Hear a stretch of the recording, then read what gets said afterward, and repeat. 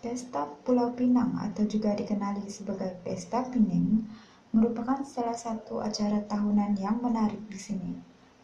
Acara ini diadakan setiap ujung tahun dan pada tahun ini pesta berlangsung pada 26 November hingga 31 Desember.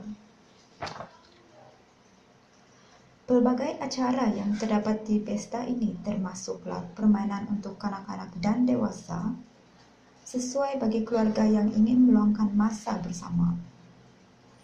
Gerai-gerai jualan food truck turut menjadi tarikan sepanjang pesta ini berlangsung.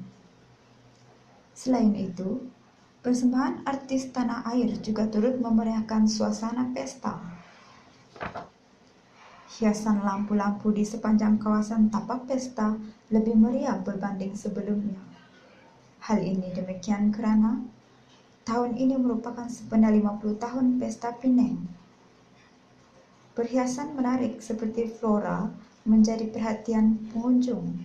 Tidak ketinggalan juga terdapat taman bertemakan haiwan untuk menjadi tarikan kanak-kanak yang datang ke sini.